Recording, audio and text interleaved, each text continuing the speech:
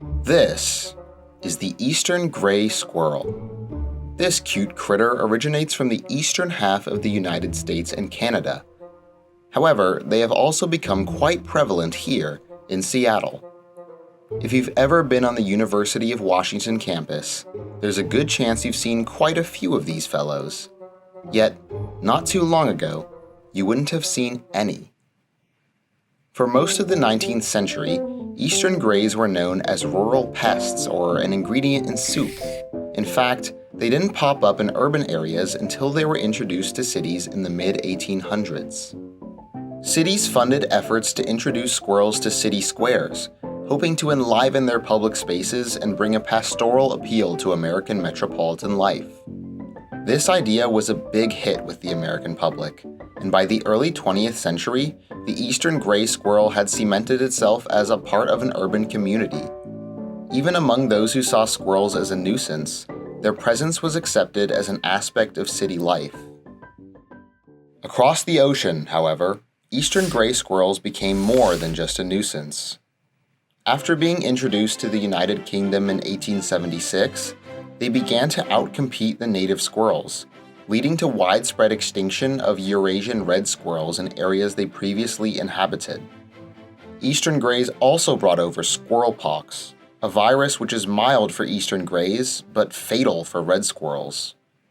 With competition and disease working against them, red squirrel populations sharply declined. The history of the eastern gray in the United Kingdom has created concerns about their potential effects on Washington's native tree squirrels, particularly the western gray squirrel and the Douglas squirrel.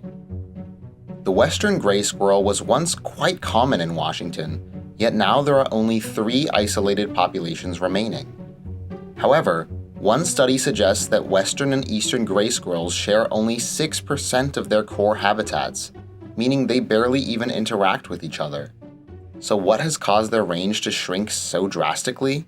Unfortunately, humans. According to Jeff Bradley, manager of the mammalogy collection at the Burke Museum, western grays, quote, need a type of forest that is no longer common here. For western grays, the threat is habitat loss rather than competition. The Douglas squirrel is a tree squirrel native to conifer forests in the Cascade Mountains and western Washington. Whereas eastern grays typically grow to 20 inches in length, Douglas squirrels are only about a foot long. Are these little creatures being pushed out of their habitat by the bigger, stronger eastern grays? Recent evidence suggests perhaps not.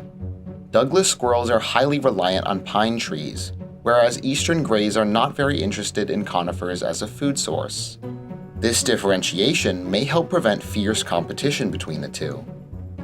As for disease, the kind of virus spread by eastern grays hasn't been spotted anywhere near the West Coast, so we can rule that out. Of course, there are other threats to these critters. Human development continues to encroach on their natural habitat, including critically endangered temperate rainforests. Eastern grays are able to thrive in urban areas that Douglases are absent from, so in that way, they are replacing them.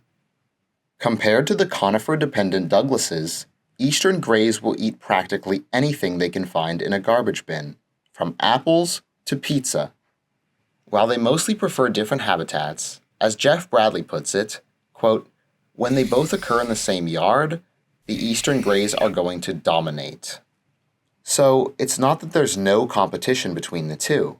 It's just that we can't blame the eastern gray for being better adapted to the urban environments we created. I think the eastern gray has been mischaracterized. The evidence suggests that, in general, they are not a threat to our native squirrels. So what do we do? Should we embrace an invasive species which has been brought to cities artificially? Well, yes. In the absence of Douglases and western grays, these non-native substitutes are all we have here in the city, and they shouldn't be blamed for our errors. Needless to say, future development into the ever-shrinking range of the western gray and Douglas squirrel should be avoided, but it is too late to reverse the damage we've already done. We may as well appreciate the eastern gray squirrels, even if they're not Washington natives.